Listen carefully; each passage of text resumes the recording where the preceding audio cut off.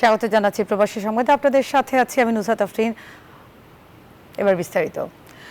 উত্তর আফ্রিকা থেকে ভূমধ্যসাগর পেরিয়ে আসা অভিবাসীদের আশ্রয়ের সুযোগ ৩ মাসের জন্য বন্ধ করে দিয়েছে গ্রিস। সেই সঙ্গে অনিয়মিত অভিবাসীদের সর্বোচ্চ ১৮ মাস পর্যন্ত আটক রাখার হুমকিও দিয়েছে এথেন্স। গ্রিসের এমন পদক্ষেপে গভীর উদ্বেগ জানিয়েছে জাতিসংঘের শরণার্থী বিষয়ক সংস্থা UNHCR। প্রাচীন সভ্যতার দেশ গ্রিস ইউরোপের সেনজেনভুক্ত অপূর্ব সুন্দর এক দেশ। দক্ষিণ পূর্ব ইউরোপের এই দেশটির ঐতিহাসিক স্থান, পর্বত, সমুদ্র সৈকত পর্যটকদের কাছে দারুণ জনপ্রিয়। তবে পর্যটকদের সাদরে গ্রহণ করলেও অবৈধ অভিবাসীদের ঢল ঠেকাতে ইউরোপের অন্যান্য দেশের মতো সতর্ক অবস্থান নিয়েছে গ্রিস সরকার। অভিবাসন প্রত্যাশীদের প্রবেশ ঠেকাতে নেওয়া হচ্ছে নানা ব্যবস্থা। এমন আবহেও গত কয়েকদিনে লিবিয়া থেকে নৌকায় করে গ্রিসের দক্ষিণের দ্বীপ গাবদোস এবং ক্রিটে ২,০০০-এরও বেশি অভিবাসন প্রত্যাশী পৌঁছেছেন। এই ঘটনাকে জরুরি পরিস্থিতি হিসেবে আখ্যা দিয়ে উত্তর আফ্রিকা থেকে সমুদ্র পথে আসা অভিবাসীদের আশ্রয় আবেদন প্রক্রিয়া প্রাথমিকভাবে ৩ মাসের জন্য স্থগিত করেছে গ্রিস সরকার। সেই সঙ্গে সতর্ক করা হয় অনিয়মিতভাবে আসা অভিবাসীদের আটক করা হবে। তবে এই স্থগিতাদেশ শুধু ক্রিট ও গাবদোস দ্বীপে আগতদের ক্ষেত্রে প্রযোজ্য হবে বলেও জানানো হয়। এদিকে গ্রিস সরকারের এমন সিদ্ধান্তের নিন্দা জানিয়েছে জাতিসংঘের শরণার্থী বিষয়ক সংস্থা UNHCR। সংস্থাটি জানায়, যুদ্ধ ও নিপীড়ন থেকে পালিয়ে আসা মানুষদের সুরক্ষা দেওয়ার ক্ষেত্রে গ্রিসের দীর্ঘস্থায়ী ঐতিহ্য বজায় রাখা উচিত। গ্রিস সরকারের এমন সিদ্ধান্তকে অমানবিক বলছে international rescue committee IRC। Asmatuli, news 24। বিশ্বব্যাংকের দক্ষিণ এশিয়া অঞ্চলের নতুন ভাইস প্রেসিডেন্ট জোহান্স জাট ৪ দিনের সফরে শনিবার ঢাকায় এসেছেন। বিশ্বব্যাংকের এক সংবাদ বিজ্ঞপ্তিতে এই কথা জানানো হয়। সফরকালে তিনি অন্তর্বর্তীকালীন সরকারের প্রধান উপদেষ্টা, অর্থ উপদেষ্টা, বাংলাদেশ ব্যাংকের গভর্নর সহ সরকারের নীতি নির্ধারক ও বেসরকারি খাতের প্রতিনিধিদের সঙ্গে বৈঠক করবেন। জোহান্স জাট ২০২৫ সালের ১ জুলাই দক্ষিণ এশিয়া অঞ্চলের ভাইস প্রেসিডেন্ট হিসেবে দায়িত্ব গ্রহণ করেন। বাংলাদেশে তার নতুন দায়িত্বে প্রথম আনুষ্ঠানিক সফর। এর আগে তিনি ২০১৩ থেকে ২০১৫ সাল পর্যন্ত বাংলাদেশে বিশ্বব্যাংকের কান্ট্রি ডিরেক্টর হিসেবে দায়িত্ব পালন করেছেন। স্পেনের বার্সেলোনায় স্থানীয় সিটি কর্পোরেশনের ফিয়েস্তা মাইরোর এর অংশ হিসেবে বাংলাদেশি উৎসব অনুষ্ঠিত হয়েছে। বাংলাদেশ কমিউনিটি বার্সেলোনার ব্যানারে স্থানীয় প্লাসা ব্ল্যাঙ্কনার এই অনুষ্ঠান আয়োজিত হয়। এতে প্রধান অতিথি ছিলেন কাতালোনিয়া জোট সরকারের ভাইস প্রেসিডেন্ট ও সাবেক প্রধানমন্ত্রী পেরে আরাগন। ভিনদেশে বাংলাদেশি সংস্কৃতি তুলে ধরায় আয়োজকদের ধন্যবাদ জানান তিনি। উৎসবে ছিল শিশু কিশোরদের জন্য নানা প্রতিযোগিতা। দেশীয় খাবারের স্টলগুলোতে ছিল প্রবাসীদের ভিড়। শেষে ছিল মনোজ্ঞ সাংস্কৃতিক অনুষ্ঠান।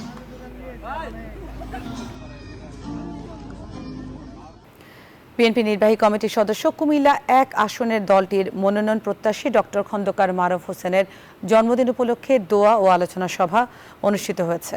ডক্টর মোশাররফ ফাউন্ডেশন মালয়েশিয়া শাখার উদ্যোগে এই সভায় প্রধান অতিথি ছিলেন মালয়েশিয়া বিএনপির সহ সাংগঠনিক সম্পাদক এবং ফাউন্ডেশনের সিনিয়র সহসভাপতি আজিজ মোল্লা। বিশেষ অতিথি ছিলেন ফাউন্ডেশনের সহসভাপতি মোহাম্মদ সোহাগ মিয়া, মীর হোসেন, মোহাম্মদ সুমন ভূঁইয়া, হাশিম মোল্লা।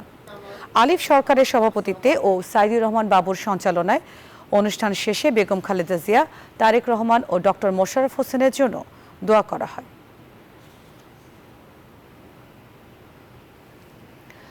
কানাডার ক্যালগারির পরিচিত মুখ বাংলাদেশ শিল্পকলা একাডেমির সাবেক কর্মকর্তা মাহফুজুল হক মিনুর সহধর্মিণী ফারজানা হক মুন্নি মারা গেছেন। শুক্রবার শেষ নিঃশ্বাস ত্যাগ করেন তিনি দীর্ঘদিন ডায়াবেটিস ও কিডনি রোগে ভুগছিলেন। মৃত্যুকালে তার বয়স হয়েছিল ৬৩ বছর। ফারজানা হক মুন্নি স্বামীসহ ২ ছেলে ও ১ মেয়ে রেখে গেছেন। তার মৃত্যুতে ক্যালগারির কমিউনিটিতে নেমে এসেছে শোকের ছায়া।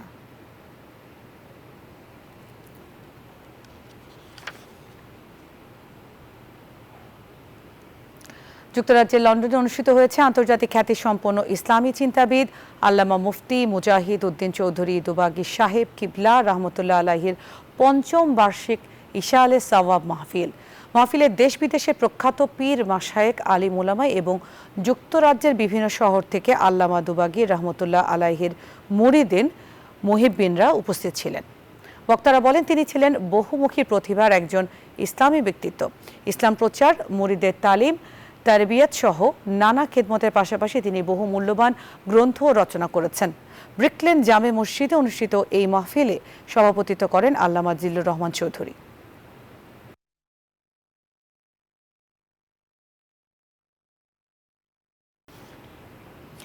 এবার অধিকৃত পশ্চিম তীরে মার্কিন নাগরিককে পিটিয়ে মারল ইসরায়েলি বসতি স্থাপনকারীরা।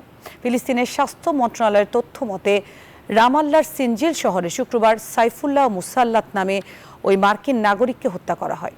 এরই মধ্যে হত্যার জবাবদিহিতা নিশ্চিতে ট্রাম্প প্রশাসনের প্রতি আহ্বান জানিয়েছে মানবাধিকার কর্মীরা।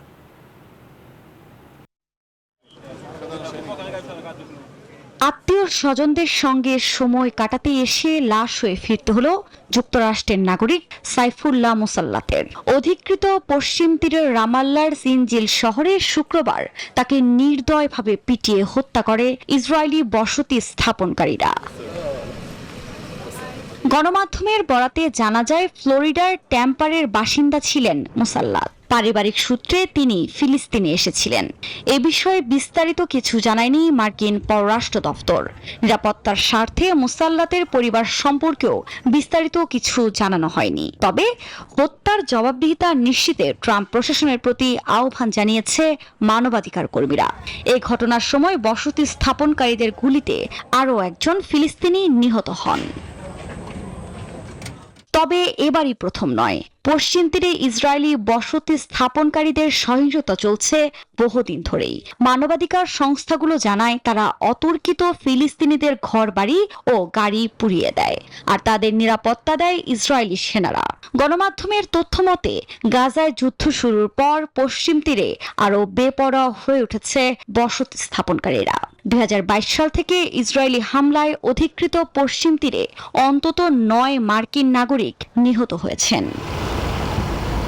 এদিকে ফ্রান্স এবং অস্ট্রেলিয়ার মতো কিছু পশ্চিমা দেশ এরই মধ্যে সহিংস বসতি স্থাপনকারীদের উপর নিষেধাজ্ঞা আরোপ করেছে। আর ট্রাম্প ক্ষমতায় এসে পূর্বে আরোপিত বসতি স্থাপনকারীদের উপর নিষেধাজ্ঞা প্রত্যাহার করে নেয়। আফরিন মৌ, নিউজ 24। চাঁদাবাজি নয়, ভাঙাড়ি দোকানের ব্যবসা নিয়ে দ্বন্দ্বের জেরে মিটফোর্ডের সামনে খুন হন ব্যবসায়ী সোহাগ। এমন চাঞ্চল্যকর তথ্য দিলেন পুলিশের ডিসি লালবাগ। শনিবার ব্রিফিংয়ে দাবি করা হয় রাজনৈতিক বিবেচনায় নয়, প্রকৃত অপরাধীদের বিচার হবে। একই দিন আলাদা অনুষ্ঠানে স্বরাষ্ট্র উপদেষ্টা বলেছেন মিটফোর্ড, চাঁদপুর কোনো ঘটনাতেই আইনশৃঙ্খলা বাহিনী নির্লিপ্ত নয়। আরবের অন্ধকার যুগ যেন রাজধানী ঢাকার বুকে। মিটফোর্ড এলাকায় কনক্রিটের ব্লক ছুঁড়ে হত্যা করা হয় ভাঙাড়ি ব্যবসায়ী লালচাঁদ ওরফে সোহাগকে। এর দুদিন পর সামাজিক যোগাযোগ মাধ্যমে ভাইরাল করা হয় সেই ভিডিও। নিন্দা, ক্ষোভ, বিক্ষোভের মুখে ঘটনায় জড়িত সন্দেহে 2 যুবদল নেতাসহ 5 জনকে আটক করে আইনশৃঙ্খলা বাহিনী। গ্রেফতারকৃতদের প্রাথমিক জিজ্ঞাসাবাদের তথ্যের ভিত্তিতে শনিবার ব্রিফিংয়ে চাঞ্চল্যকর তথ্য দিলেন পুলিশের লালবাগ জোনের ডিসি। বলেন চাঁদাবাজি নয়, ভাঙাড়ি দোকানের ব্যবসা নিয়ে দ্বন্দ্বের জেরে মিটফোর্ডের সামনে খুন হন ব্যবসায়ী সোহাগ। আমরা যতটুকু জেনেছি ওখানে ভাঙাড়ি ব্যবসা, অর্থাৎ আপনারা জানেন বিভিন্ন স্ক্র্যাপ জাতীয় মালামাল ওই এলাকায় এই ব্যবসাটা খুব প্রচলিত, এবং ওখানকার একটা দোকান আছে। ওই দোকানটাতে কারা ব্যবসা করবে এই ব্যবসাটা নিয়ে একটা দ্বন্দ্ব কাজ করছিল। যিনি হত্যাকাণ্ডের শিকার হয়েছেন এবং যাদেরকে ধারণা করা হচ্ছে এই হত্যাকাণ্ডের সাথে জড়িত তারা পরস্পর সম্পর্কিত, এবং ব্যবসাটা তারা একসাথে কিছুদিন করেছে। গ্রেফতার হওয়া আসামিদের কোনো রাজনৈতিক পরিচয় পাওয়া যায়নি বলেও জানায় পুলিশ। যারা গ্রেফতার হয়েছে তাদেরকে আমরা জিজ্ঞেস করেছি কোনো রাজনৈতিক পরিচয় আছে কিনা, কোনো রাজনৈতিক সংগঠন বা দলের সাথে তারা সম্পৃক্ত কিনা। তারা এই বিষয়ে আমাদেরকে স্পষ্ট কোনো তথ্য দেয়নি। একই দিন আলাদা অনুষ্ঠানে স্বরাষ্ট্র উপদেষ্টা বলেছেন মিটফোর্ড, চাঁদপুর কোনো ঘটনাতেই আইন শৃঙ্খলা বাহিনী নির্লিপ্ত নয়। এটার জন্য আমরা অলরেডি 5 জনকে আইনের আওতায় নিয়ে আসছি। আমাদের ডিবি টিমগুলি অলরেডি বিভিন্ন জায়গায় আছে, বাকি যারা আছে তাদের আইনের আওতায় নিয়ে আসার জন্য। একই অনুষ্ঠানে পুলিশ প্রধান স্বীকার করেন এখনো সবল নয় তার বাহিনী। রাজধানী সহ সারা দেশে চাঁদাবাজদের তালিকা তৈরির তথ্য দেন তিনি। এই কয়েক মাসে আমাদের পক্ষে সবকিছু একেবারে সমাধান করে বের হয়ে আসাটা আসলে সম্ভব হচ্ছে না, কিন্তু আমরা সর্বোচ্চ চেষ্টাটা করছি। এ সময় অপরাধ তৎপরতা কমাতে রাজনৈতিক দলগুলোর সহিষ্ণুতা ও সহযোগিতা চান আইজিপি। জুবায়ের সানি, নিউজ 24, ঢাকা। সোহাগ হত্যার ঘটনায় করা অস্ত্র মামলায় আসামি রবিন আদালতে স্বীকারোক্তিমূলক জবানবন্দি দিয়েছেন। শনিবার বিকেলে তার জবানবন্দির রেকর্ড করা হয়। 2 দিনের রিমান্ড শেষে রবিনকে আদালতে হাজির করে পুলিশ। আবেদনের প্রেক্ষিতে তার জবানবন্দির রেকর্ড করেন ঢাকার মহানগর হাকিম হাসিবুল্লাহ গিয়াস। পরে তাকে কারাগারে পাঠানোর আদেশ দেন বিচারক। এদিকে এই ঘটনায় দায়ের হওয়া হত্যা মামলায় আসামি টিটন গাজীকে 5 দিনের রিমান্ড দিয়েছেন আদালত। আমরা চাই দ্রুত গতিতে এই মামলাটি ইনভেস্টিগেশন করে এবং সঠিক যারা অপরাধী তাদেরকে দৃষ্টান্তমূলক শাস্তি প্রদান করার জন্য। তাহলে আইনের প্রতি আদালতের প্রতি আস্থা বাড়বে এবং সমাজে একটা মেসেজ যাবে যে মব সৃষ্টি করে এবং আইন কেউ নিজের হাতে নেবে না বলে আমি সেটা মনে করি। বিজ্ঞ আদালতে সাবমিশন রেখেছি। এদিকে মিটফোর্ড হাসপাতালের সামনে ব্যবসায়ী সোহাগ হত্যার প্রতিবাদে বিক্ষোভে উত্তাল সারা দেশ। শনিবার সকালে ঢাকার বিভিন্ন বেসরকারি বিশ্ববিদ্যালয়ের সামনে নানা কর্মসূচি পালন করেছেন শিক্ষার্থীরা। এই ঘটনার দ্রুত বিচার ট্রাইব্যুনালে করার দাবি জানান তারা। এছাড়া সব ধরনের চাঁদাবাজি বন্ধে সরকারের শক্ত পদক্ষেপ চান শিক্ষার্থীরা। রাজধানীর মিটফোর্ড হাসপাতালের সামনে ব্যবসায়ী সোহাগ হত্যার প্রতিবাদে সমাবেশ ও বিক্ষোভ কর্মসূচি পালন করেছে বিভিন্ন বেসরকারি বিশ্ববিদ্যালয়ের শিক্ষার্থীরা।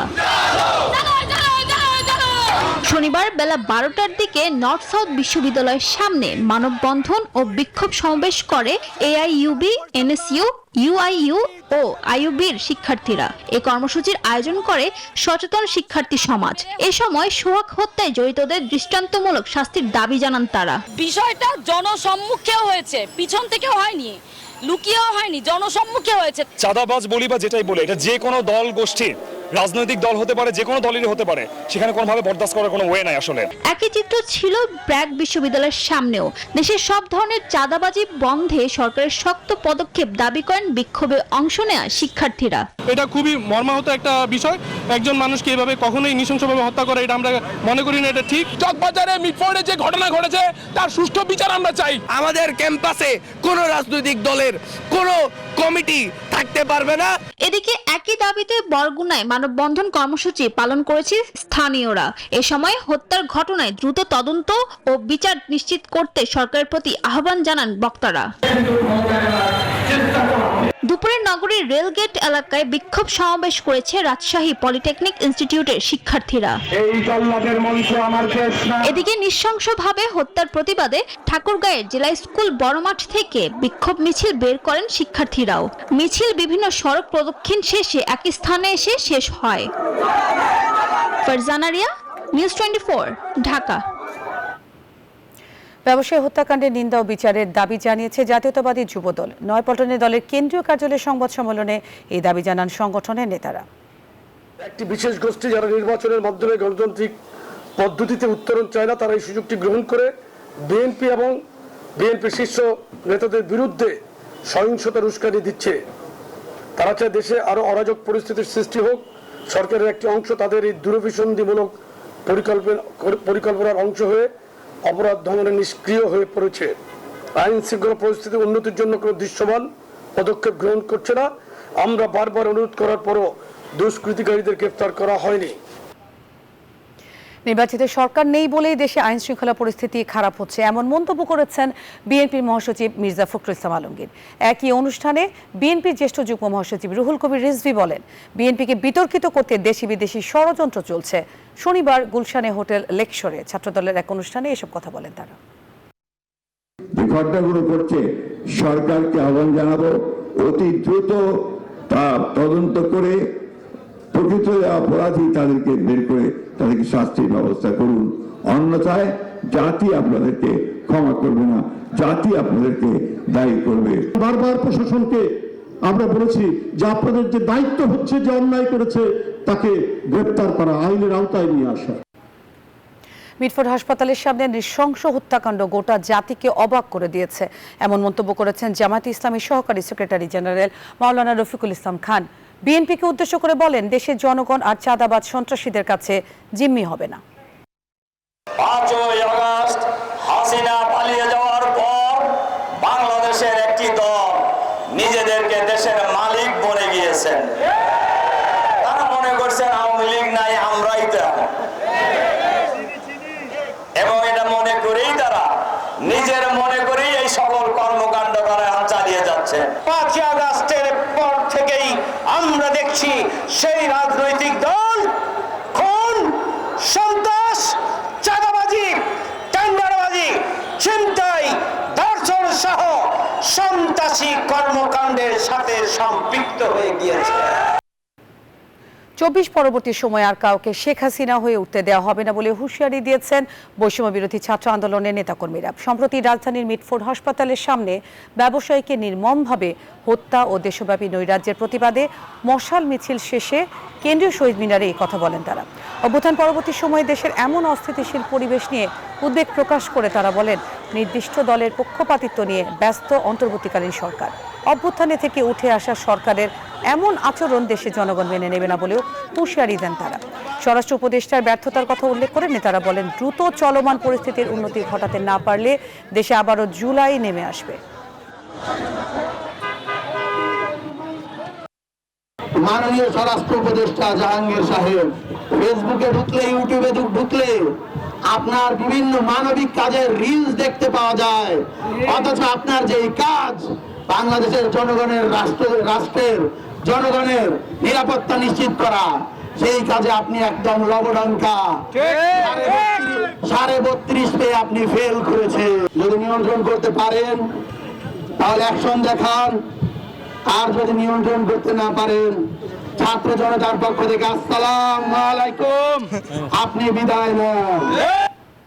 আর এই ছিল প্রবাসের সংবাদে। আরো সংবাদ ও বিশ্লেষণ জানতে ভিজিট করুন news24bd.tv। ধন্যবাদ সবাই।